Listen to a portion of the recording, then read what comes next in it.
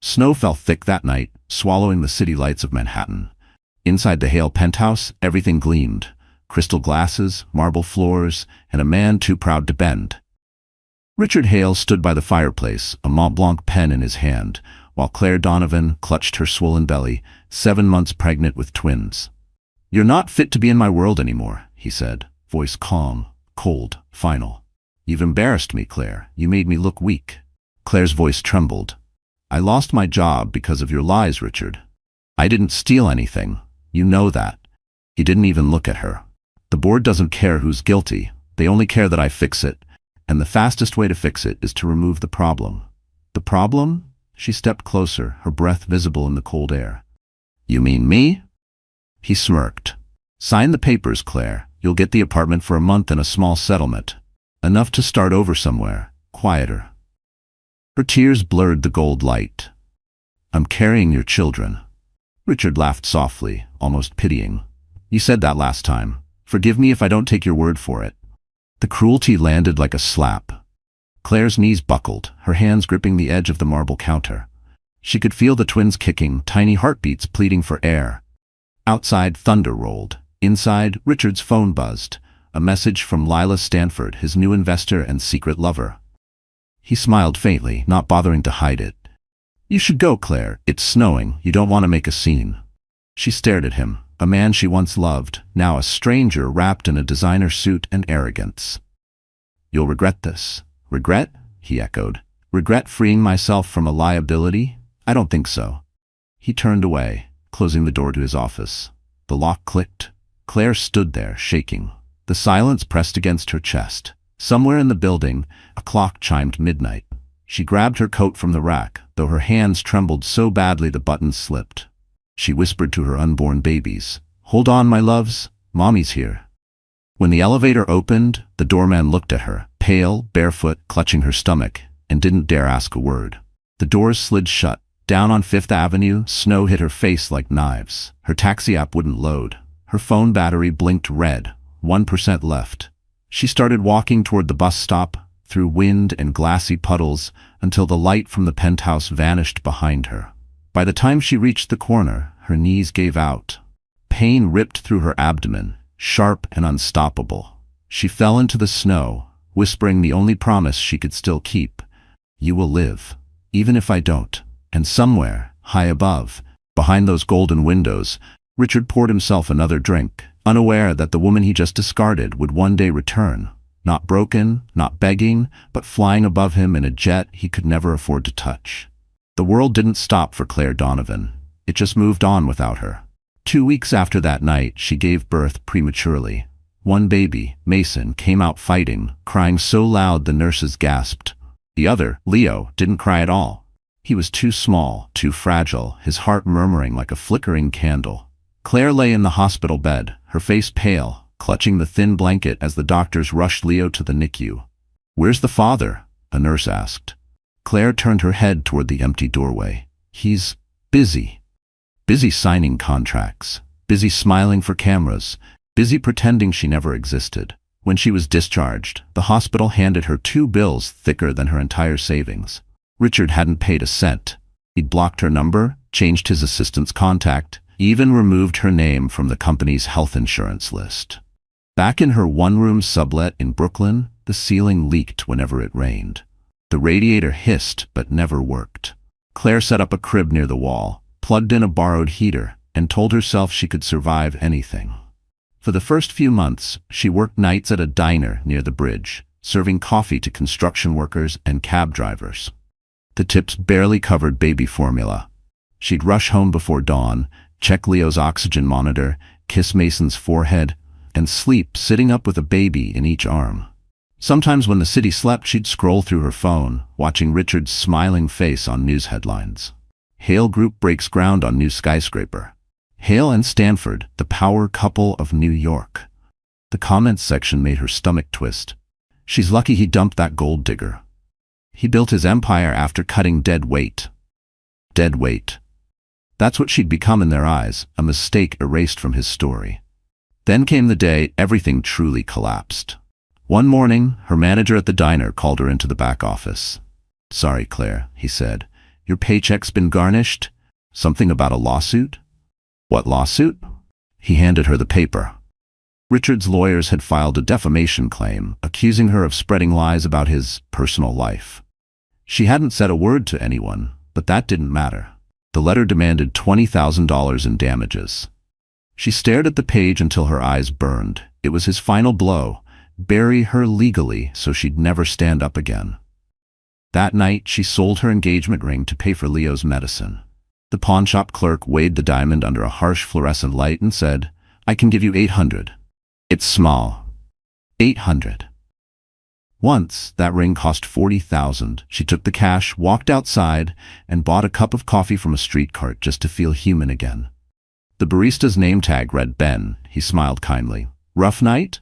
Claire laughed weakly. Rough year. He gave her a free muffin. She cried right there on the sidewalk. Winter turned to spring. Mason learned to say mama. Leo learned to breathe without a tube. Claire learned how to live with the ache that never left. Every time she pushed the stroller past the Manhattan skyline, she whispered to her boys, "One day you'll see that glass tower. You'll know your mother didn't break. She just bent until she could stand again." She didn't know it yet, but that tower, the one with Richard's name in silver letters, would soon become the stage where her entire world turned upside down again. Because in New York, ghosts don't stay buried. And sometimes, the woman you tried to destroy comes back with proof that could destroy you. The hospital smelled like bleach and heartbreak. Machines beeped in rhythm with Claire's pulse as she stared at the glass window separating her from Leo. Tiny tubes ran into his nose, his chest rising just enough to prove he was still fighting. Mason, his twin, slept soundly in a plastic bassinet beside her. Two boys, born the same minute, but one trapped in a battle for life the other would never remember. Claire pressed her hand to the glass, whispering, "You hold on, baby. Don't let go, not yet." The nurse, an older woman named Karen, gave her a sympathetic glance. "You're lucky he's strong for his size," she said. "But the surgery, it won't be cheap. You'll need the father's consent for insurance coverage." Claire's throat tightened. "He's not coming." Karen frowned. "Honey, he needs to sign the authorization." Claire shook her head. "He won't. He said they're not his children." Karen sighed and walked away.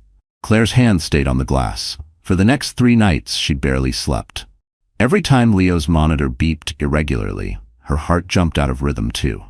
She sold her wedding dress online, sold the last of her jewelry, the Mont Blanc pen Richard once gave her for Christmas. "For the woman who keeps me grounded," he'd said. Now she pawned it for half its worth to pay for Leo's medication. One evening she called Richard again, her voice trembling. "He needs the surgery, Richard. He's your son." His voice came through sharp, confident, rehearsed. "Stop calling me. You made your choices. Live with them. Please, just sign the paper." "Not happening." "Lose my number, Claire." The call ended. The line went dead, just like a door slamming shut. 2 hours later, she stood outside Hale Tower, clutching the documents against her chest, hoping to catch him leaving work. Snow was falling again, soft flakes melting on her lashes. When Richard's Mercedes pulled up, she stepped forward, waving. The driver honked. Richard lowered the window halfway, annoyed. "Richard, please, just one signature." He glanced at her coat, frayed and soaked, and smirked. "Don't embarrass yourself, Claire. You're not good at this game." "It's not a game. It's a life." He rolled up the window, the car pulling away, leaving slush splashing over her shoes. Claire stood frozen, the wind biting her face, papers clutched so tight they wrinkled. For a moment she wanted to scream, but all that came out was a whisper. "He will live, even if I have to crawl." The next morning, she returned to the hospital and signed the surgery consent herself, marking the line where father's signature was supposed to go. Underneath it, she wrote unknown. When the doctor asked who would cover the cost, she said, "Me." He looked doubtful. "It's 82,000. I'll find it." She didn't know how, but she did. She took double shifts, borrowed money, cleaned apartments, sold old furniture. Sometimes she ate once a day. She'd watch Mason crawl toward her with his chubby hands and feel her strength return. On the day of the surgery, she sat outside the operating room with both hands clasped, repeating a silent prayer she didn't even believe in anymore. When the doors opened and the surgeon smiled, tears burst down her cheeks. "He's alive," he said. "Your boy made it." She cried harder, whispering thanks to no one and everyone. Outside, morning sunlight hit the hospital glass like a promise. Claire looked up, eyes swollen, voice raw. "We're still here." She didn't know this victory would cost her later, but that the debt, the sleepless nights, the exhaustion, would soon push her to the edge again. But for now, she held both her boys, one sleeping, one breathing through tubes, and whispered, "We made it, my loves. We made it." While Claire was counting coins for baby formula, Richard Hale was counting zeros on contracts. 3 years after abandoning her, he had become Manhattan's golden son, the man every magazine called the visionary of Park Avenue. His grin flashed from billboards, from glossy covers beside his fiancée, Lila Stanford, the daughter of a senator. Together, they looked like a dynasty in the making. At every gala, Richard's name floated like perfume in the air. Sharp, expensive, impossible to ignore. He wore tailored Armani suits, gold cufflinks engraved with his initials, and a confidence that could fill a ballroom. When reporters asked about his past, he'd chuckle. "Let's just say I learned who to trust." No one questioned him. No one asked about the woman he left behind. Inside his company, Hale Group, success came from illusion. Richard had built his empire on borrowed money and whispered favors. The charity wing, the Hale Children's Foundation, was his most brilliant lie, a shell account to move dirty funds through fake donations. The same charity he claimed helped single mothers. The irony didn't sting him. He didn't feel irony anymore. Every Friday, he and Lila hosted cocktail parties at their penthouse overlooking Central Park. Politicians, actors, bankers, everyone wanted to be seen in Richard's orbit. Lila played the perfect hostess, always smiling, always elegant. She believed his story, that Claire had been unstable, obsessed, even dangerous. "She tried to ruin me," Richard would whisper to her, pouring whiskey into crystal glasses. "I had to walk away." Lila would touch his arm and say softly, "You did the right thing, darling. Some people aren't built for greatness." And he'd smile, pretending to believe that. But sometimes, late at night, when the party lights dimmed and the city turned quiet, he'd catch a glimpse of something in the mirror. A flash of guilt he couldn't quite name. He'd push it away, pour another drink, and scroll through social media until it disappeared. Across the city, Claire saw every photo, every headline. Sometimes Mason would point at the TV and say, "That man looks like me." Claire's chest would tighten. She'd switch off the screen before the ache turned into tears. The world had chosen its hero, and it wasn't her. But even as Richard built higher, cracks began to show. His CFO, a sharp-eyed woman named Marcy, noticed inconsistencies in the donation records. "These numbers don't match," she said one morning. Richard waved it off. "Just accounting errors. Fix it." Marcy hesitated. "If the SEC audits us, they won't." He smiled that disarming smile that had gotten him everything he ever wanted. "They never do." Still, that night, Marcy copied the files onto a flash drive, just in case. Meanwhile, Richard was busy orchestrating his next move, a public engagement announcement with Lila at the Plaza Hotel, followed by an exclusive charity dinner.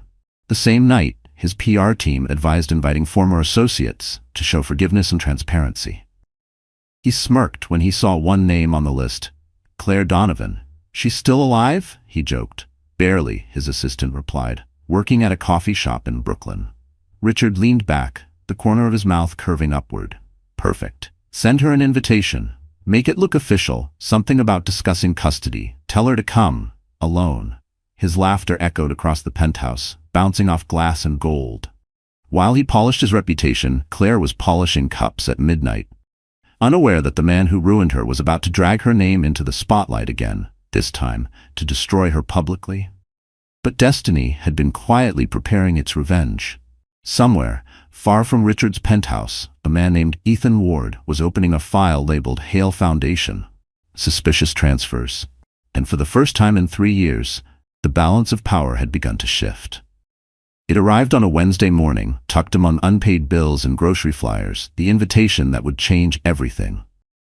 The envelope was thick, cream-colored, embossed with gold lettering that shimmered under the kitchen light. The Plaza Hotel, an evening of charity and celebration hosted by Hale Group. Claire stared at the name printed on the card, Richard Hale, founder and CEO. Her stomach twisted. For 3 years, she'd forced herself to ignore every headline. Every photo of him standing beside his new fiancée, Lila Stanford. But now his name was sitting in her hands, written in gold, mocking her poverty with every gleam. At first, she thought it was a mistake until she unfolded the letter inside. Dear Miss Donovan, we would like to discuss the terms of legal custody concerning Mason and Leo. Please attend the Hale Group's charity dinner this Saturday at the Plaza Hotel. Mr. Hale wishes to resolve matters privately and respectfully. Claire's hands trembled. Her lawyer's number was still disconnected. She couldn't afford legal counsel. But if Richard was finally willing to talk about custody, after ignoring her for years, she couldn't refuse. Her first instinct was hope. Maybe for once he wanted to do the right thing. Maybe he'd sign the papers to get their son's proper medical coverage. Maybe Leo could finally get that next heart procedure. But then she saw the date, Saturday, 7 p.m., the same evening that New York Weekly had just reported Richard Hale's engagement gala with Lila Stanford would take place at the Plaza. Claire froze. Her breath caught in her throat. The charity dinner wasn't about custody. It was a trap. She sat down at the chipped kitchen table, the letter trembling in her hands. The fluorescent light flickered above her. Mason and Leo were in the next room, playing with a broken toy train. Their laughter filled the small apartment like sunlight in a cage. Her chest ached. He's doing it again, she whispered. He wants to humiliate me. That night, she couldn't sleep. She stared at the ceiling, reliving every insult, every cruel smirk. How Richard had called her unstable, unfit, a mistake. How he'd denied his own sons. And yet, he'd sent the invitation, which meant he still wanted something. By dawn, she made her decision. She would go. Not to beg, not to cry, but to look him in the eyes and remind him that she still existed. The next day, she called the hospital to check Leo's latest results. The nurse said his condition was stable but would need another surgery soon. Insurance still hasn't approved it, the nurse added softly. Without the father's authorization, we can't proceed. Claire's throat closed. Thank you, she managed. She hung up and stared at the letter again. Now it wasn't about pride, it was survival. Her old friend from the diner, Angie, helped her pick out a dress. It's not new, but it's elegant, Angie said, holding up a navy gown from a thrift shop. Claire smiled weakly. It's perfect. She rehearsed what she'd say to Richard. Calm, factual, no emotion. This isn't about us, it's about our sons. But deep down, she knew Richard didn't want a conversation. He wanted a scene. Friday night, as she tucked the boys into bed, Leo looked up with sleepy eyes. Mama, are you sad? She kissed his forehead. No, baby. I'm just getting ready. Where are you going? To remind someone that your mama's still here. When the lights went out, she sat alone by the window, staring at the Manhattan skyline. The plaza's rooftop glittered in the distance like a crown she'd once worn and lost. Claire didn't know that miles away in a high-rise office, Richard was telling Lila and his investors, "Don't worry, she'll come. And when she does, everyone will see what kind of woman she really is." He didn't know that the woman he planned to humiliate was walking toward the very moment that would end his empire. The night before the event, Claire stood in front of the cracked bathroom mirror, staring at the woman reflected back at her. Her face was pale, framed by exhaustion and sleepless nights. The thrift store gown hung loosely from her shoulders, but it was clean and pressed. She brushed her hair with trembling hands, tied it into a neat bun, and whispered to herself, "You're not going there to cry. You're going there to fight." The invitation sat on the counter beside a lipstick she hadn't worn in years. Soft rose, the same shade she'd worn the night Richard first told her he loved her. She almost threw it away, but stopped. "Not for him," she muttered. "For me." In the next room, Mason and Leo slept side by side, their tiny chests rising and falling in sync.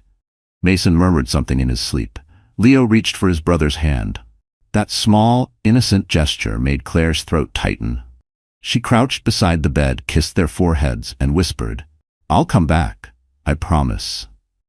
At 3 a.m., she sat at the table, staring at hospital bills spread like landmines. Leo's next surgery was scheduled for March, but the hospital wouldn't move forward without Richard's signature as the legal father. She tried everything, calls, letters, begging his assistant, but nothing worked. The only thing left was to face him. She needed to look strong, even if she wasn't, but strength cost money she didn't have. So at sunrise, Claire took her old iPhone, the one with the cracked screen, and walked into a pawn shop on Lexington Avenue. The owner, a heavy man with gold chains, raised an eyebrow. $50, he said flatly. It's worth more than that, Claire argued. He shrugged. Not with a broken screen. She hesitated, then slid the phone across the counter. Fine. When she stepped back outside, she felt lighter and emptier. $50 bought her a pair of heels and a train ticket to Manhattan. She worked her final shift that day at the cafe, hands shaking as she poured coffee for customers who would never know her story. Angie, her friend and coworker, noticed. You sure about this, Claire? That man doesn't deserve a minute of your time. Claire smiled faintly. He doesn't, but my sons do. When her shift ended, she walked to the bus stop under the fading winter sky. Snow began to fall again, soft and slow, the same way it had the night she was thrown out of Richard's penthouse. That memory hit like a knife.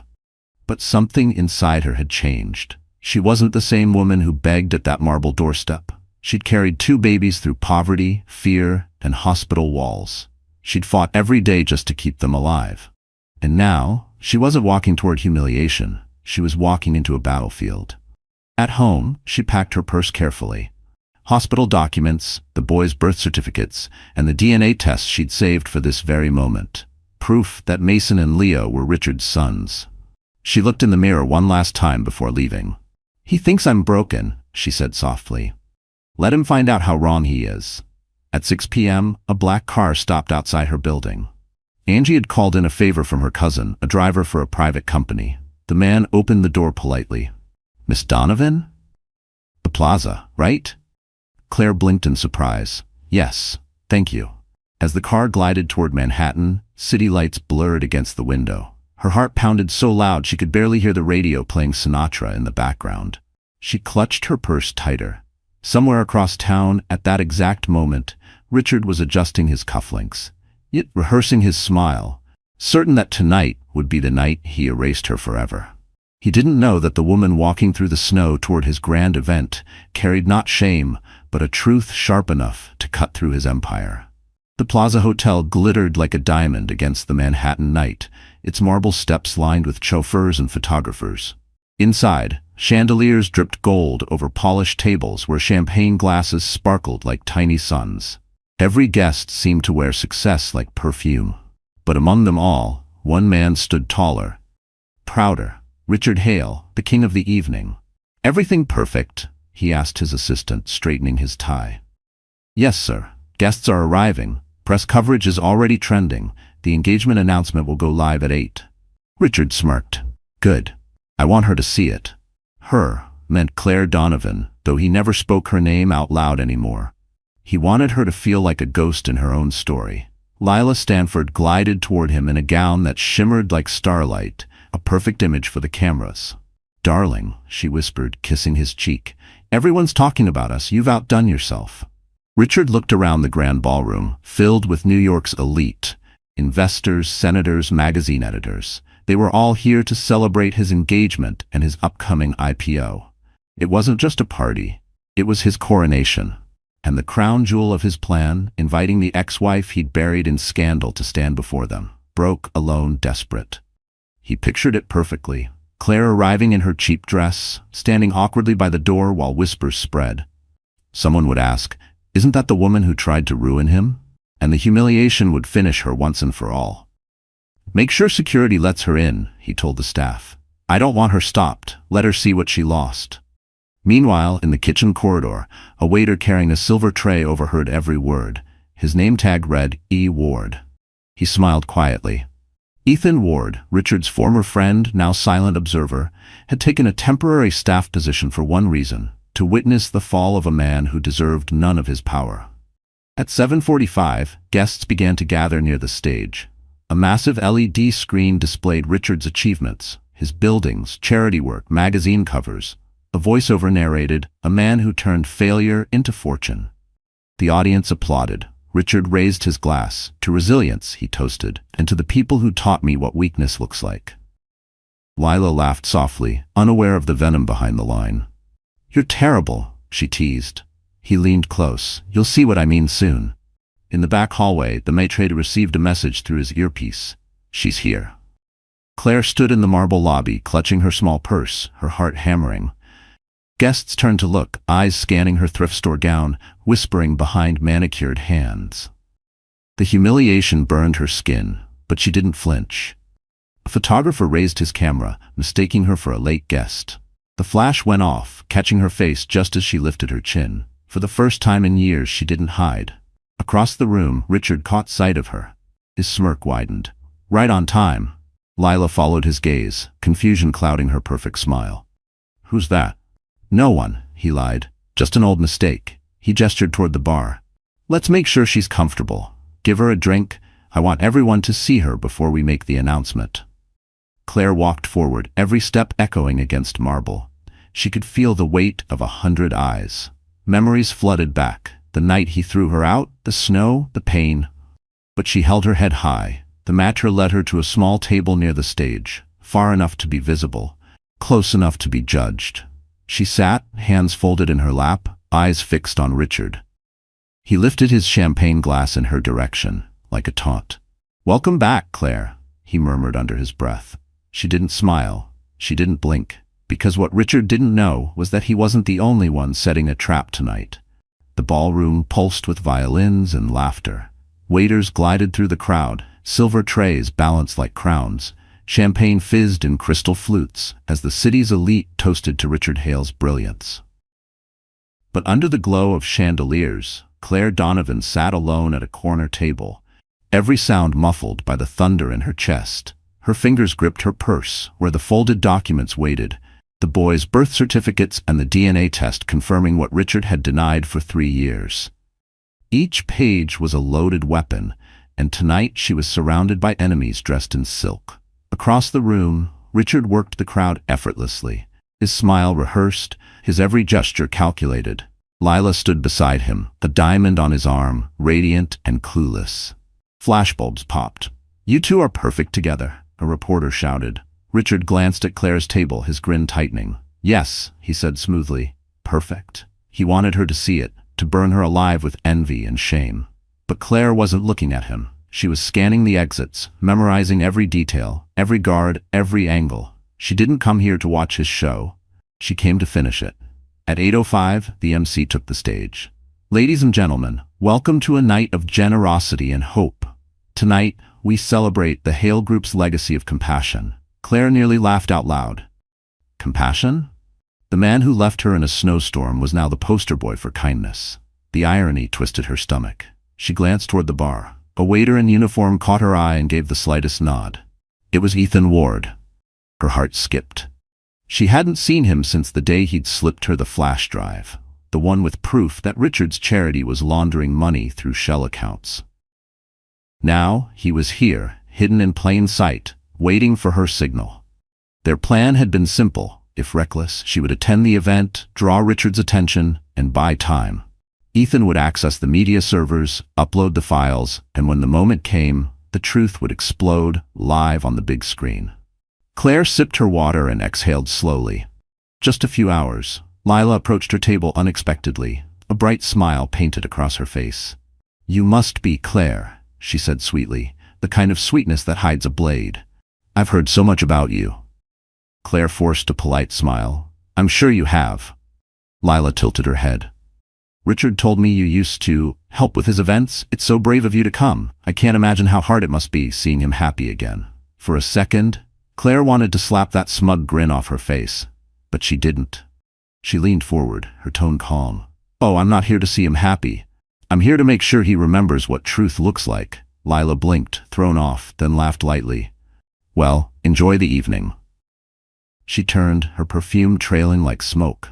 From across the room, Richard noticed the exchange. His jaw tightened. He whispered something to a guard. Claire knew he'd try to control her, like he always had, but he couldn't control what was already in motion. At 8:45, the lights dimmed. The screen behind the stage lit up, displaying the Hale Foundation, building a brighter future. A montage of smiling children played, set to triumphant music. The audience applauded. Richard stepped up to the podium, charming and invincible. Tonight, he began, we celebrate not just success, but redemption. Claire's hand trembled on her purse. Redemption. That word was poison coming from his lips. Then she saw Ethan, standing near the control booth, his eyes on her. He gave one final nod. The cue.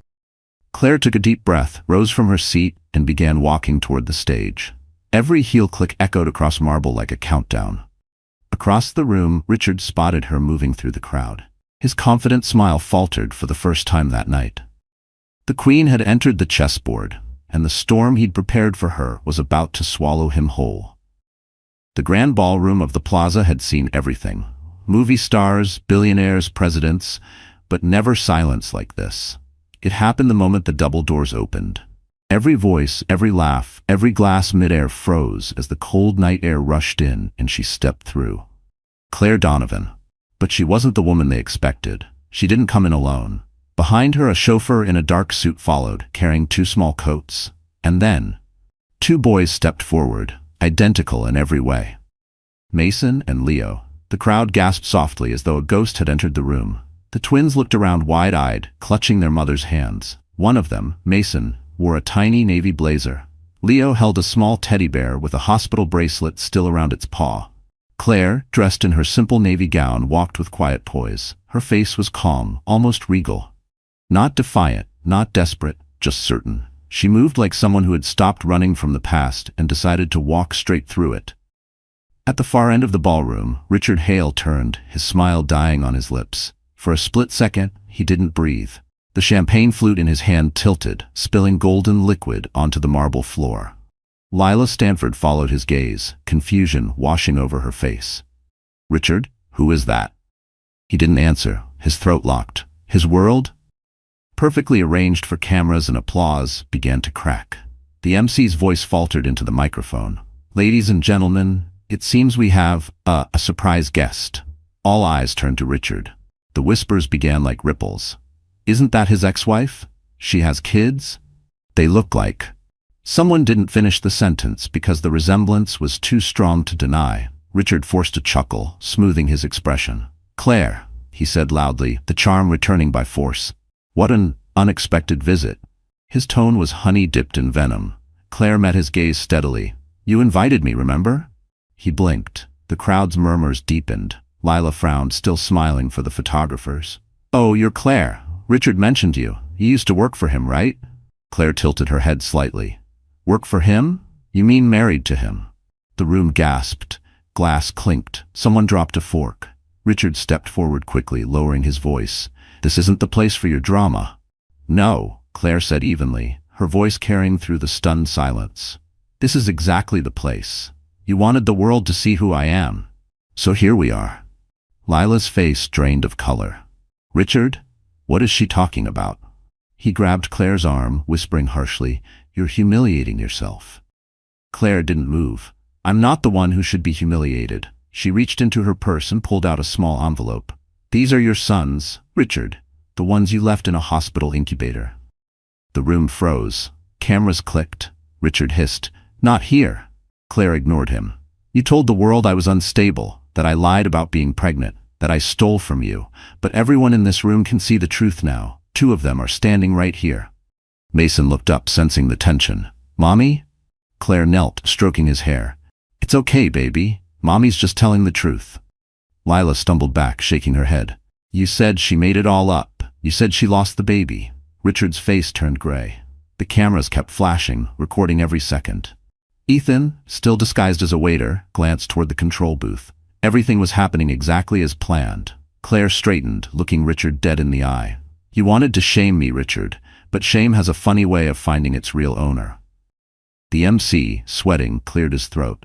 "Mr. Hale, should we, continue the program?" Richard forced a smile that didn't reach his eyes. "Yes. Let's not give our guests too much attention."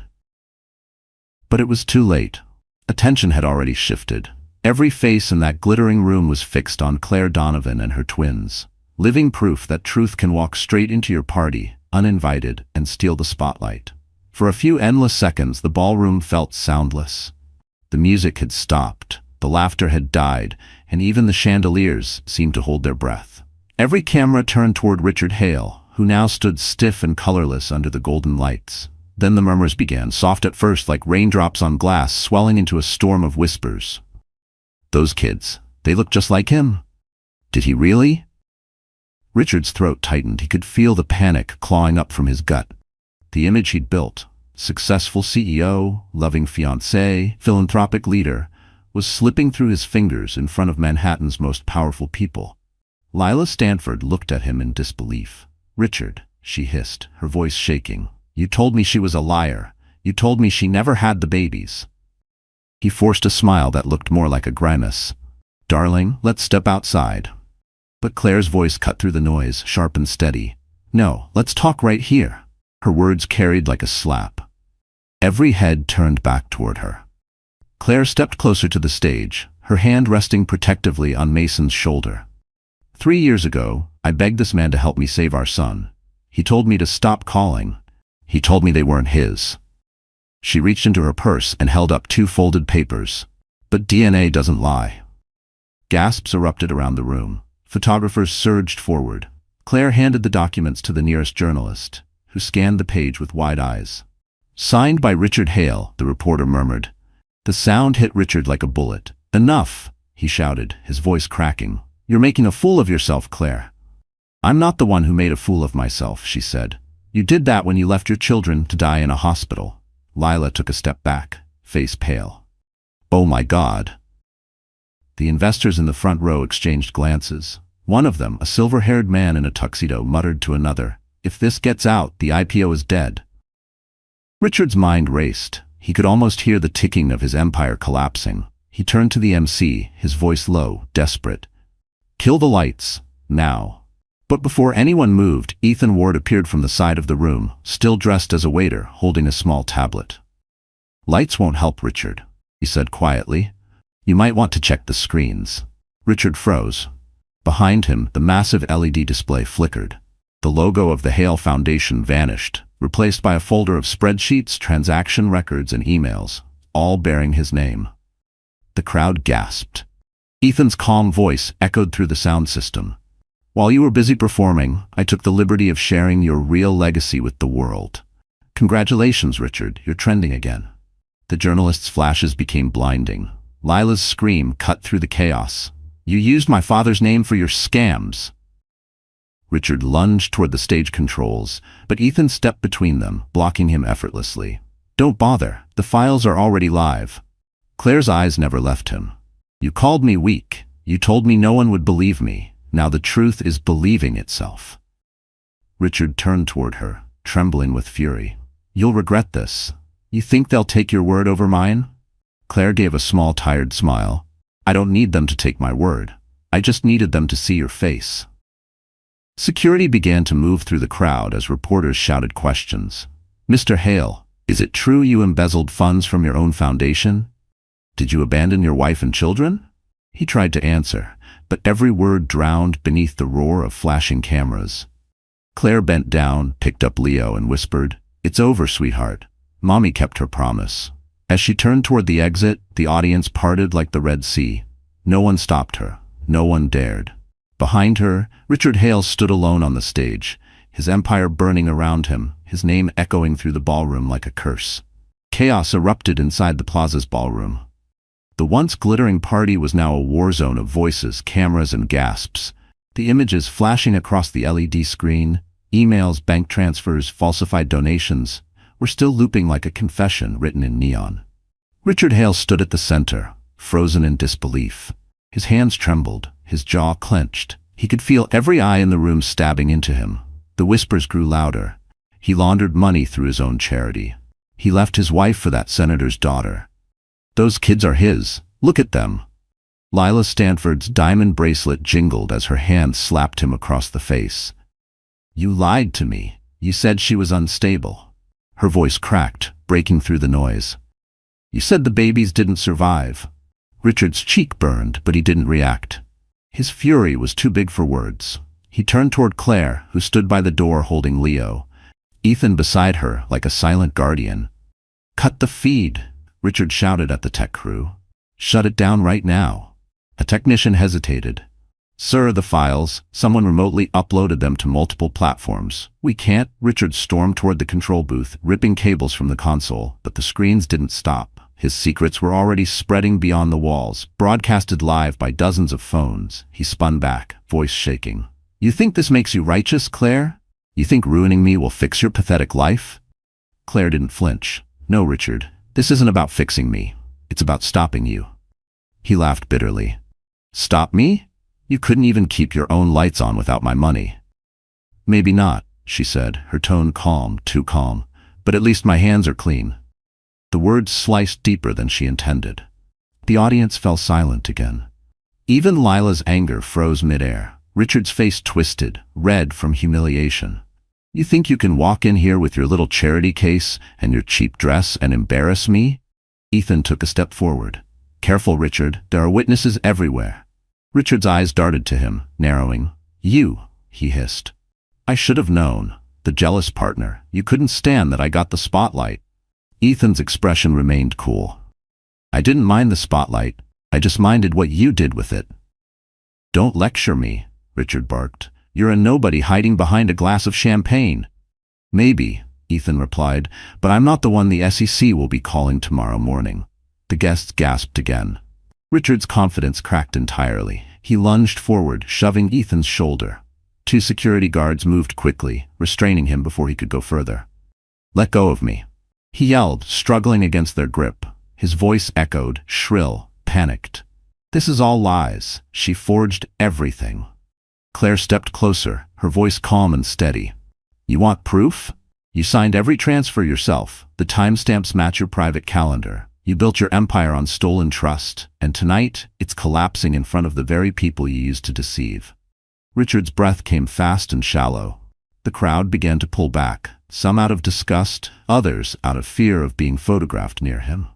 Lila wiped her tears, her mascara smearing like war paint. You're finished, Richard. My father will make sure of it. She turned to leave, but not before spitting her final words. You don't deserve even their forgiveness. Richard called after her, voice cracking. Lila, wait. But she didn't look back. He turned to Claire, eyes wild. You think this is justice? You think the world will love you for this? She shook her head slowly. I don't need the world to love me. I just need my sons to grow up knowing their mother didn't stay silent. For the first time in years, Richard Hale, the man who had silenced everyone around him, had no words left. As police sirens wailed faintly from outside, echoing through the city streets, Ethan leaned toward him and whispered, You spent your life buying silence. Tonight, you finally bought the sound of truth. And that sound was deafening. The sound of the sirens outside the forward. The plaza faded in Claire's ears. Everything around her, the lights, the whispers, Richard's broken shouting, blurred into background noise. For a heartbeat, she wasn't standing in that golden ballroom anymore. She was back in the hospital 3 years ago, sitting on a hard plastic chair outside the NICU. It had been 2:13 a.m. The hallway was dim and cold. Machines beeped faintly from behind the glass wall. Leo's chest moved up and down under the fluorescent light, tiny tubes weaving into his skin. The nurse on duty had just told her they couldn't continue treatment without another payment. Miss Donovan, the nurse said gently, avoiding her eyes, you've reached your insurance limit. Without additional coverage, the hospital can't. Please, Claire interrupted. Her voice cracked from exhaustion. Just keep him breathing. I'll find the money, I promise. The nurse looked torn but firm. We've already sent requests to the father. There's been no response. Claire swallowed hard. He blocked my number. But he'll pay if you tell him Leo's dying. He has to. He already told our billing department not to call again, the nurse whispered, almost ashamed to say it. The words hit Claire like a physical blow. She pressed her trembling hands against her stomach and tried to breathe, but it felt like drowning in slow motion. She remembered standing outside the hospital entrance, snow melting into her shoes as she called Richard one last time. It went straight to voicemail. Richard, she'd said, her voice barely audible. They won't operate without your signature. He's your son. He has your eyes. Please, I don't care if you hate me. Just don't let him die for it. No answer ever came. Back inside, she'd found an old coffee cup from the vending machine, lukewarm, bitter, her only comfort. Someone had written her name wrong on the cup. Claire. She laughed through her tears. Even the world forgets me, she'd muttered. By dawn, the nurse had found her asleep in the hallway, Leo's medical forms clutched in her arms. Miss Donovan, the nurse whispered softly. Someone paid. Claire blinked.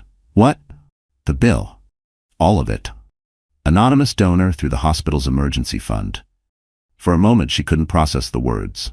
Then she collapsed into the nearest chair and sobbed. Loud, unrestrained, every ounce of fear spilling out. She didn't know who had saved her son that night. She didn't care. All she knew was that Leo would live. That memory, that raw desperation, now burned vividly inside her as she looked at Richard standing across the ballroom, his face pale, his mask shattered. Do you remember Mount Sinai Hospital? She asked, her voice low but steady. December 22nd, 3 years ago. You told them to stop calling. Richard stiffened, eyes narrowing. I don't know what you're talking about. Yes, you do, Claire said. You were drinking scotch at your penthouse. I know because the nurse heard the ice in your glass over the phone. You said, and I quote, I'm not signing anything. She can figure it out like she always does. The crowd around them grew quiet again. I was sitting on the hospital floor, Richard, she continued, holding our baby's oxygen tube, praying he'd make it through the night while you were out celebrating your deal at the Waldorf. He took a step toward her, his voice shaking. Enough. No, she said sharply. You don't get to tell me when enough is enough. You left your son to die because your ego couldn't handle a woman who loved you without fear. Her words sliced through the air like glass. Reporters pushed closer, their microphones raised. One whispered, She's telling the truth, isn't she? Richard turned his back, but the damage was done. His empire wasn't falling from scandal. It was collapsing under the weight of a single, undeniable truth. He'd been a coward when his family needed him most. Claire took Leo's tiny hand, lifted her chin and said quietly, I thought that night was the lowest point of my life. But looking at you now, I realize it was yours. And for the first time, Richard had no power left to deny it. The ballroom, once the jewel of the plaza, was now a battlefield of whispers, flashing lights, and fractured egos. The charity banners that once read, Building a Brighter Future, fluttered under the air vents like tattered flags of surrender. Richard Hale stood at the center of it all, his empire burning around him. But the one person who couldn't handle the silence was Savannah Stanford, his fiancée, his shining political ticket, the woman he'd used to polish his image. She had always looked perfect, tall, blonde, poised, the embodiment of confidence. But now her mascara streaked down her cheeks, her chest rising and falling in quick, sharp gasps. Her diamond necklace glimmered like a chain around her throat. Richard, she stammered, voice trembling. Tell me she's lying. Richard turned toward her, his jaw tightening. Savannah, not now. She just said you left your baby to die, she screamed, the words echoing through the marble hall. You told me she was insane, that there were no children. Cameras clicked. Journalists leaned in. Richard's PR manager whispered urgently, Sir, control her. The press is eating this up. But Savannah was far beyond control. You said you donated millions to children's hospitals, she shrieked. You made me pose for those pictures with sick kids for your foundation. Was that all fake too? Richard tried to grab her arm, but she jerked away violently. Don't touch me. Do you have any idea what this means for my family? My father's campaign? You've destroyed everything. The crowd murmured again. A senator's daughter publicly unraveling wasn't just drama, it was scandal, and every socialite in the room could smell blood. Claire stood quietly off to the side, holding Leo close. She didn't gloat. There was no satisfaction in watching another woman crumble under Richard's lies. But she also couldn't look away. Savannah turned toward Claire, eyes wild. You planned this, didn't you? You're trying to ruin me too. Claire blinked, stunned. You think I wanted this? Yes, Savannah's voice cracked, hysterical. You think you're some kind of martyr? You're just jealous. You couldn't keep him, so you came to destroy him. And me. Lila's voice rose from the crowd, sharp and furious. She's not the one who destroyed you. He is. It was the first time the senator's daughter had ever been contradicted publicly. Savannah froze, blinking through tears. Claire took a slow breath, her voice calm but firm. Savannah, I don't want your life. I just want the truth you helped him hide. Savannah's eyes darted between them, desperate, cornered. I didn't know. He said you were unstable, that you made everything up. You believed him, Claire said softly, because it was easier than asking why a man with everything needed to lie. The words landed like a quiet bomb. Savannah's knees buckled slightly. No, she whispered. No, no, no. Her PR handler rushed forward, trying to guide her away, but she shoved him aside. I'm not leaving, she cried. Everyone needs to hear this. I gave up my job, my reputation, my father's trust for you. Richard hissed under his breath. Savannah, shut up. Don't tell me to shut up, she screamed, voice cracking with rage. You said she was a threat. You said she blackmailed you. Gasps echoed across the ballroom. Cameras zoomed in. Claire's eyes widened slightly. That single sentence, recorded by half the room, would become the headline of the century. Ethan, still standing near the back, whispered to a journalist beside him, There's your story, straight from the fiancé. Savannah stumbled, clutching her chest, sobbing uncontrollably. I defended you to everyone, and all this time you were lying. To her, to me, to everyone. Her voice cracked completely, and she turned, running toward the exit as security scrambled to open the doors. The crowd parted again, flashes exploding behind her like fireworks. She disappeared into the hallway, leaving a stunned silence in her wake. Richard looked after her, breathing hard, eyes empty. For the first time, there was no mask left to hide behind, and from the corner of the room, Ethan's voice cut through the quiet, calm and final. You didn't just lose your empire, Richard. You lost the one person still foolish enough to believe in you. The chaos of Savannah's meltdown still hung heavy in the ballroom, a mess of half-emptied glasses and shattered reputations. Reporters shouted questions, guests whispered behind manicured hands, and Richard Hale stood frozen at the center, breathing like a man underwater.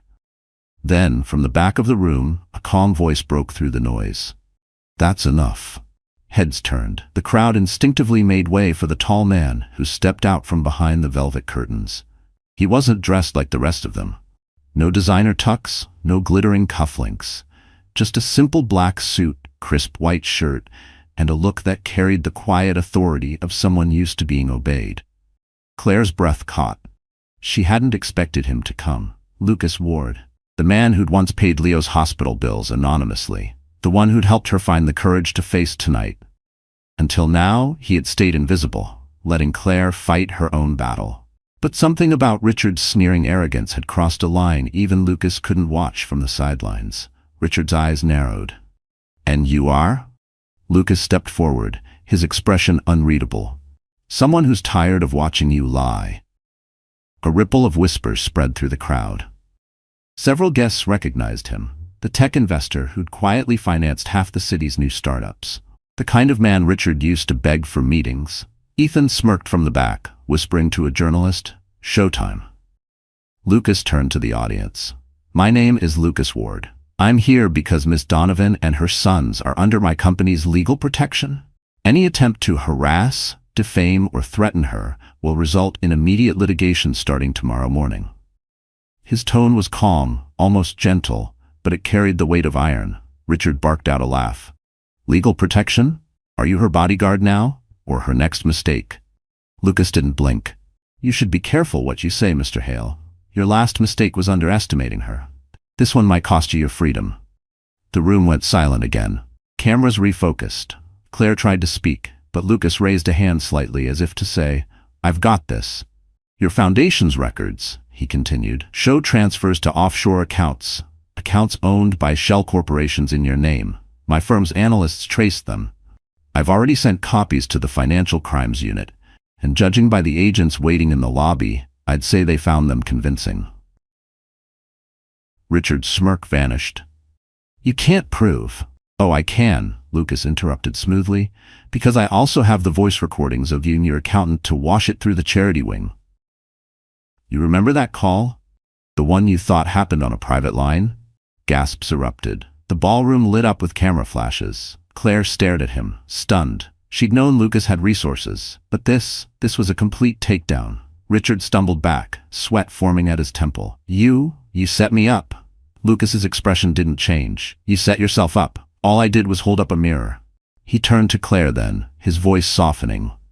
Miss Donovan, you don't need to fight him anymore. He's finished. For a moment, she couldn't speak. After years of struggling alone, someone was finally standing beside her, not out of pity, but out of respect. Richard lunged forward, desperate. "You think she's innocent? She's using you. She's after your money." Lucas didn't even look at him. "That's the difference between you and me, Richard. I know what real value looks like, and it isn't written on a bank statement." The crowd broke into murmurs again, the tone shifting, sympathy now leaning toward Claire, disgust toward Richard. Security began closing in around him. The press surged forward. Reporters shouted questions. "Mr. Hale, are you aware of the federal charges pending?"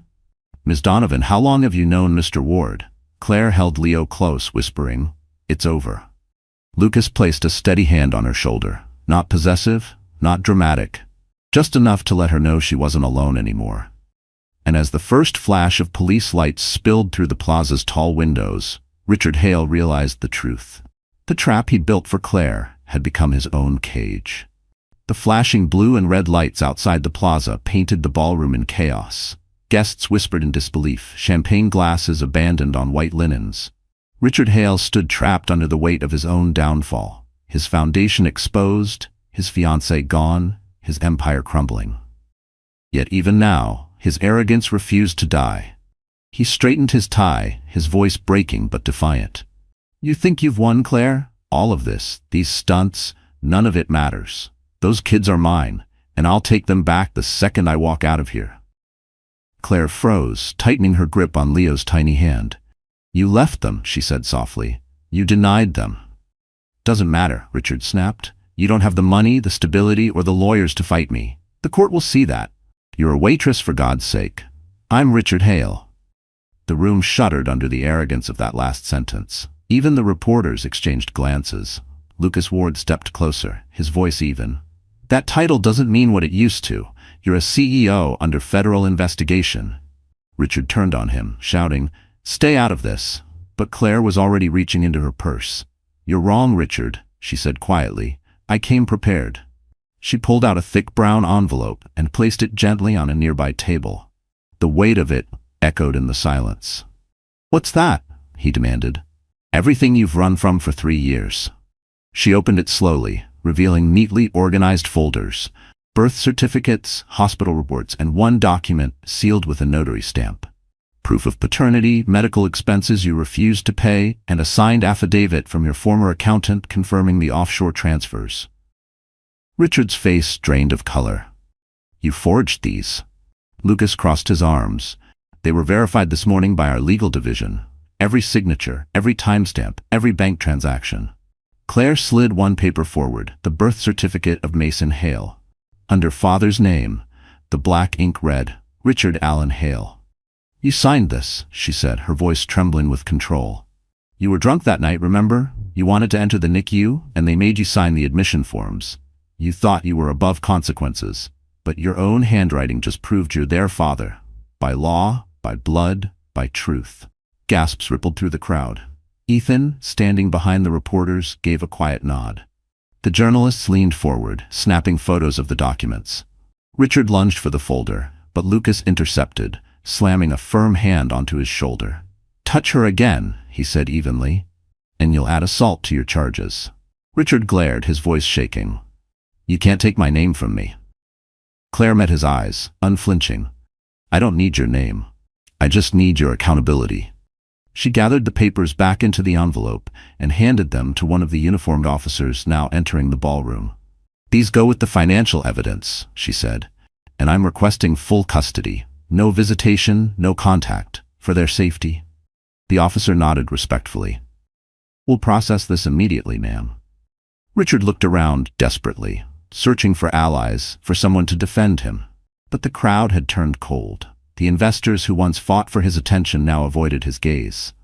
The cameras, once his friends, now recorded every crack in his armor. "This isn't over," he said, his voice cracking. "You'll regret this, Claire. When I'm cleared, I'll take everything back. Everything you think you have." Claire's reply came like ice. "You already took everything, Richard. You just didn't realize it wasn't yours to keep."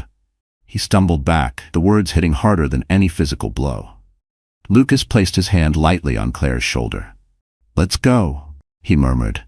"You've done enough tonight."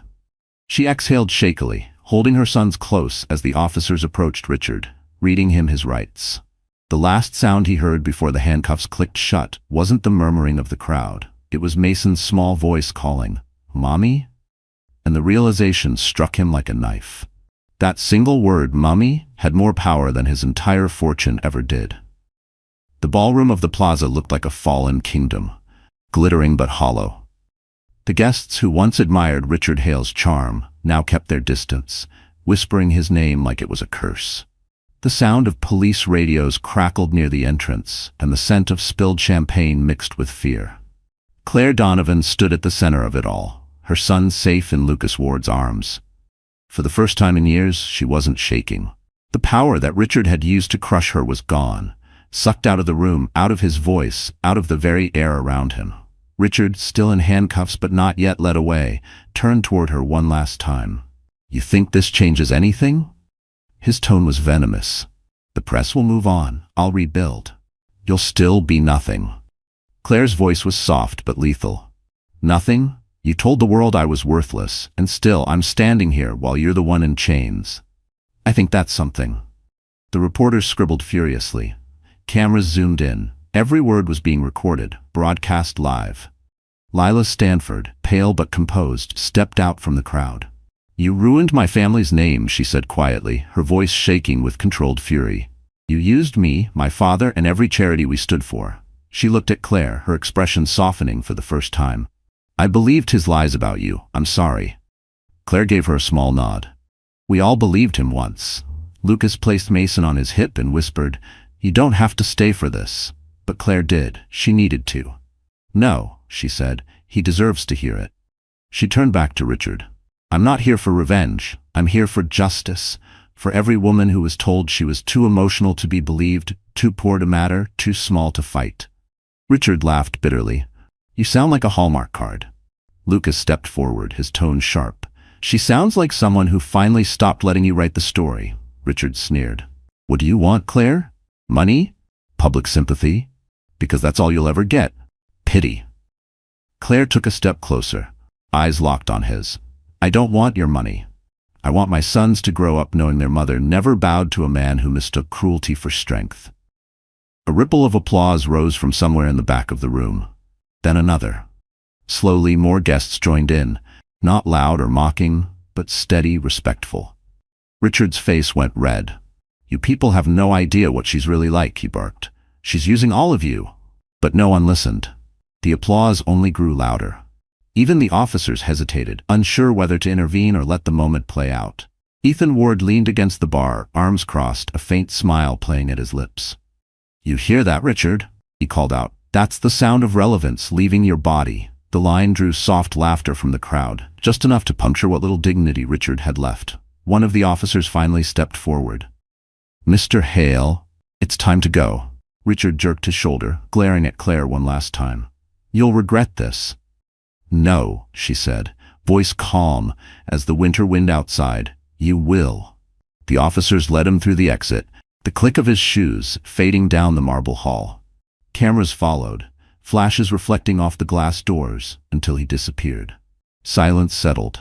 The air felt different, lighter, freer, as if the entire room had exhaled. Lucas looked at Claire, admiration soft in his gaze. "You handled that better than any courtroom could." She smiled faintly. "He always thought power was about control. Turns out it's about conscience." Ethan raised a glass from across the room. "To the woman who turned a scandal into salvation." Claire glanced around, seeing faces she once feared. Investors, journalists, even strangers, all looking at her with something she hadn't felt in years: respect. For the first time since that night in the snow, she knew she had taken back everything he'd stolen: her name, her dignity, her power. And this time, she wouldn't give it up again. The night outside the plaza had turned cold and sharp, the kind of New York chill that slipped into your bones and reminded you how small you were beneath the city lights. Inside, the last of the guests trickled out, murmuring into phones, their heels clicking across marble as they rushed to report what they'd just witnessed. The downfall of Richard Hale, the man who once ruled Manhattan, was now headline material before midnight. But Claire Donovan wasn't thinking about the headlines. She stood near the grand staircase, her son safe with Lucas in the corner, watching the police car pull away through the frosted glass doors. For a long time, she said nothing. Then she whispered, more to herself than anyone else, "It's over." Lucas stepped beside her. "It's not over," he said gently. "It's only fair." She looked up at him, exhaustion in her eyes but something stronger beneath it, resolve. "No, Lucas. Fair would have been never having to fight this hard just to be believed." He didn't argue, he just nodded. Across the ballroom, Ethan approached, holding a folder of printed emails from the SEC investigators. "The arrest is official," he said. "They'll charge him with wire fraud, tax evasion, and misuse of charity funds by morning." He glanced at the kids, his tone softening. "But you'll need to set legal boundaries, Claire. Make sure he can't come near them again." She nodded slowly. "I already drafted the conditions." She walked to the same table where Richard had once flaunted his power and laid down a single envelope, white, clean, final.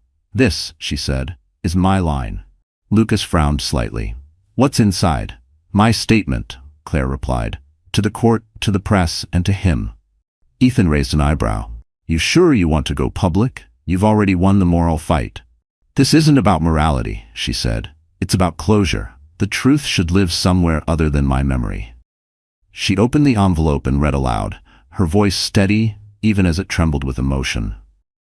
"I, Claire Donovan, hereby declare that Richard Hale is to have no contact, direct or indirect, with Mason and Leo Hale. Any attempt to use media, legal influence, or financial leverage against them will trigger federal litigation. These children deserve peace, not headlines. Their names will not be currency in another man's ego." She folded the paper, slid it back into the envelope, and sealed it. Lucas stared at her, impressed.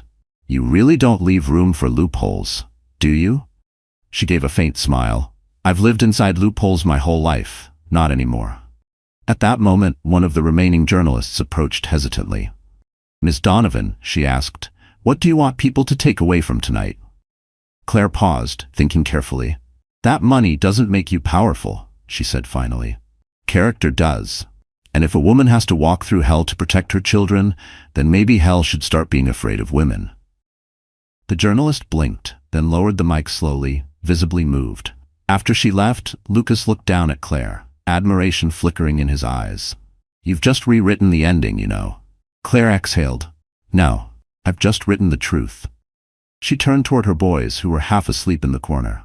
Mason clutched Leo's hand, the same way they had in every hospital room, every long night of survival. She smiled softly. For years, Richard's voice had lived in her head, belittling, controlling, convincing her she wasn't enough. Tonight, that voice had gone silent. She looked back at Lucas and Ethan. "Tomorrow, I'm filing for full custody, complete privacy. No interviews after that, no TV, no dramatics. I don't want fame. I just want peace." Lucas nodded. "You'll have it." Outside, the police sirens faded into the hum of the city. Claire took one last glance at the ballroom, the glitter, the ruin, the proof that she had survived it all, and whispered to herself, "This chapter ends here." Then she picked up her sons, straightened her coat, and walked toward the door. Behind her, the golden chandeliers dimmed, leaving only her reflection in the glass, tired, fierce, and finally free. Dawn crept across Manhattan like a slow confession. The skyline, still wet with last night's snow, glittered under the first pale light. The plaza was quiet now. No flashing cameras, no champagne, no scandalous whispers. Only the lingering echo of a name that had once commanded awe but now tasted like shame. Richard Hale. Inside a modest apartment in Brooklyn, sunlight filtered through cheap blinds, landing softly on Claire Donovan's kitchen table. Mason and Leo were eating cereal from mismatched bowls, their laughter filling the room with a warmth that had been missing for years. Claire stood by the window, wrapped in a borrowed coat, her phone buzzing nonstop. News outlets, talk shows, newspapers. Everyone wanted her story. She scrolled through a headline. "The Fall of a Tycoon. Richard Hale arrested after ex-wife exposes million-dollar fraud." Below it, a smaller subheading read, "Claire Donovan declines all interviews, requests privacy for her children." Lucas had kept his promise. His PR team handled the press, protecting her from the circus that followed. Ethan was working with the district attorney to finalize Richard's charges, and Claire, finally, was free to breathe. Her reflection in the window looked different now. The lines of exhaustion were still there, but something new lived in her eyes. Peace. Not triumph, not revenge, just peace. Mason ran to her, holding a drawing. "Mommy, look, it's us." She knelt beside him, smiling. The paper showed 3 stick figures holding hands under a blue sky. In the corner, a small house sat beside a huge airplane. "Is that your brother and me?" she asked. Mason nodded proudly. "And that's Mr. Lucas's airplane. You said we might ride one day." Claire laughed softly. "Maybe we will." The phone buzzed again, this time with a text from Lucas. "Lucas, the press is losing interest. I'm heading to your neighborhood later. Bring the boys to the cafe by the park. They deserve pancakes." Claire smiled at the screen, typing back, "Claire, only if you're buying." She set the phone down, feeling a strange lightness in her chest. For years she had lived in survival mode, worrying about rent, medicine, and memories she couldn't escape. Now her world felt new, uncharted, like the first breath after drowning. On the TV in the corner, a reporter's voice cut through the quiet. Former CEO Richard Hale was transferred this morning to federal custody after being denied bail. Sources say his assets have been frozen and his legal team has resigned. In a surprising twist, his ex-wife has refused any monetary settlement, stating that justice is enough. Claire muted the sound. She didn't need to hear any more. The world could dissect his downfall all it wanted. She was done being defined by him. Later that morning, she bundled Mason and Leo into their coats and walked through the crisp winter air. The city looked softer somehow. Every honking car, every stranger's face, it all felt less hostile. At the cafe, Lucas was already there, sitting by the window with 3 mugs of hot chocolate waiting. "You're late," he teased. "Single mom problems," she said, laughing. Leo climbed onto his lap without hesitation, while Mason started building a fort out of sugar packets. Lucas watched them with an expression somewhere between admiration and heartbreak. "They're incredible," he murmured. "They're resilient," Claire corrected gently. "They didn't learn that from me, they were born with it." Lucas looked at her for a long moment. "You know, I've met powerful people my whole life, but you're the only one who fought power without having any." She smiled faintly. "Maybe that's the only way to win." He raised his coffee cup. "To new beginnings?" Claire clinked her mug against his. "To peace." Outside, snow began to fall again, soft and slow, dusting the city in white. And for the first time in forever, Claire didn't feel cold. She felt alive. Because this time, the storm had passed, and she was still standing. 3 days later, the storm had turned into a hurricane of consequences. Richard Hale's face was everywhere, on the covers of newspapers, on news tickers, in every conversation across the Upper East Side. The man who once hosted black-tie galas and gave lectures on ethical leadership was now being escorted into court in an orange jumpsuit and cuffs that gleamed beneath the flash of 100 cameras. The caption below the morning broadcast read, "Disgraced CEO faces 27 federal charges, including fraud, tax evasion, and child abandonment." Claire sat at the small kitchen table in her Brooklyn apartment, the same place where she'd once cried over unpaid hospital bills. Now, the bills were replaced by legal documents, custody forms, settlement agreements, and a final letter from her attorney confirming that the court had granted her sole custody of Mason and Leo Hale. She traced her finger over the official seal. "It's done," she whispered. Lucas sat across from her, a quiet smile playing on his lips. "You did it, Claire." She shook her head softly. "No, we did it. You, Ethan, the nurse who helped me that night, even the people who believed when they didn't have to." Lucas leaned back, studying her. "You know, it's strange. You've taken down one of the most powerful men in New York, and you don't look proud. You look relieved." Claire sighed. "Because pride is temporary. Peace isn't." Across the room, Mason and Leo were playing with a second-hand Lego set, their laughter filling the apartment. Claire's eyes softened. "They're the reason I didn't break. When I thought I couldn't keep going, I'd look at them and remember what love actually looks like." Lucas nodded slowly. "You fought for them, but you also fought for yourself."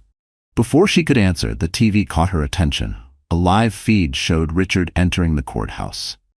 He looked smaller now, his hair unkempt, his posture slumped, his arrogance dissolved. Reporters shouted his name.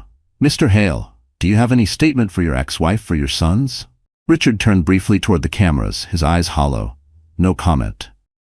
The doors closed behind him. For a moment, Claire just watched, her heart surprisingly steady. No anger, no satisfaction, just an ending. I used to think revenge would make me feel powerful, she said softly. But it doesn't.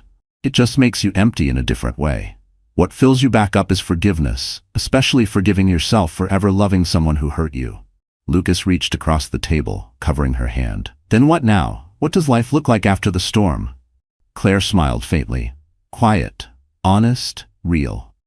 He hesitated, then asked gently, and maybe, shared? She looked up, meeting his eyes. There was no rush in his question, no demand, just warmth. Maybe, she said, but not because I need saving. I'm done being saved. He nodded. Good, because I don't save people, I walk beside them. Claire's chest tightened with something that felt dangerously close to hope. A knock came at the door. Ethan stepped in, holding a stack of files. News from the courthouse. Richard took a plea deal. Claire blinked. He confessed? Ethan nodded. To everything. Fraud, laundering, false charity reports. He's looking at 25 years. No parole for at least 12. She exhaled slowly. So it's really over? Yeah, Ethan said softly. It's over. The weight that had lived in her chest for years began to lift, inch by inch. She stood by the window, watching the winter sunlight hit the rooftops. Then maybe now I can stop surviving and start living. Behind her, Mason called out, Mommy, can we go to the park later? Claire turned, smiling. Yes, sweetheart, we can go anywhere now. And as laughter filled the room, the city outside felt different, like it had forgiven her too. Spring arrived quietly in New York. The snow that once blanketed the sidewalks melted into sunlight, and the city that had once mocked Claire Donovan now seemed to bow in her favor. The chaos was over. The headlines had moved on. Richard Hale was serving his sentence in a federal facility in upstate New York. His empire dissolved, his name erased from every tower he once owned. Claire's life, once small and fragile, had grown into something peaceful, steady, and finally, hers. It had been 6 months since that night at the plaza. 6 months since she'd stood in front of a crowd and reclaimed her voice. Now, she lived in a townhouse on the edge of Brooklyn Heights. Not grand, but warm and filled with light. The walls were covered in Mason and Leo's drawings, rainbows, airplanes, and a stick figure version of their family. This morning, the boys were sitting on the floor, building a Lego airplane together. Mason shouted, Mommy, look, it's flying! Claire smiled, watching them from the kitchen as she poured coffee into a mug that read, Peace over power. You're going to be pilots one day if you keep that up. Leo looked up, grinning. Only if you fly with us. Always, she said softly. The sound of a knock interrupted their laughter. Lucas stood at the door, casual in jeans and a gray sweater, holding a small white envelope and that familiar warm smile. Morning, Donovan family. Mason ran to him.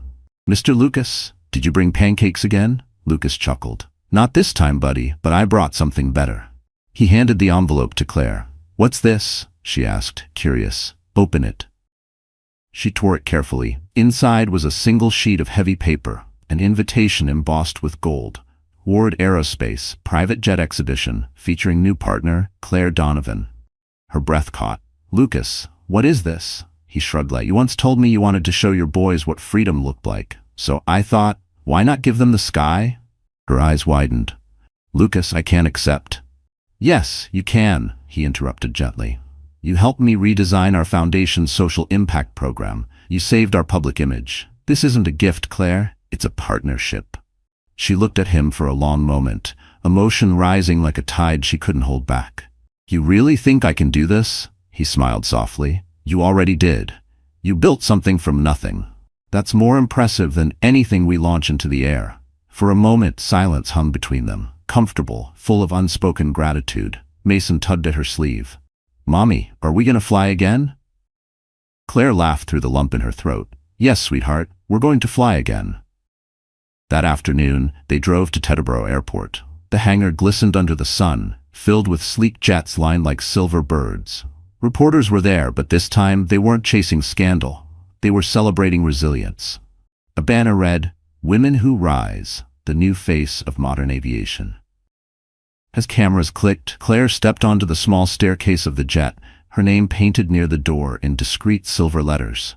Mason and Leo ran ahead, shouting with delight. Lucas joined her, standing at the top step. Ready? He asked. She looked out over the tarmac, over the city skyline that once symbolized her pain. Now, it felt like home. More than ever, she said. The engines roared to life. Wind lifted her hair. The boys pressed their faces to the window as the jet began to move, their laughter echoing through the cabin. Claire took one last look at the world below, the city that had seen her fall and rise again, and whispered, "We're free." And as the plane soared into the blue above Manhattan, she finally understood. Strength wasn't in revenge or survival. It was in reclaiming her wings and daring to fly again. So, that's how the story ends. And if you're still here right now, watching until this moment, maybe something in Claire's journey touched a quiet place in your heart. The part that's tired of surviving and ready to start living again. You see, life has a strange way of breaking us before it rebuilds us. But as Marcus Aurelius once said, the obstacle is the way. What once felt like the end was never meant to destroy you. It was meant to show you your strength. Like Claire, we all have chapters filled with betrayal, loss, and silence. But healing isn't about revenge. It's about reclaiming peace. It's realizing that forgiveness doesn't mean weakness. It means freedom. If tonight's story reminded you that you can rise from anything, hold on to that feeling.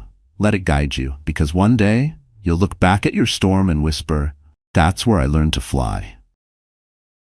If this journey spoke to you, give this video a like, share it with someone who needs a little courage, and subscribe to our channel. We're building a place for stories that heal, one heartbeat at a time. You're not alone, and your comeback story might just be next.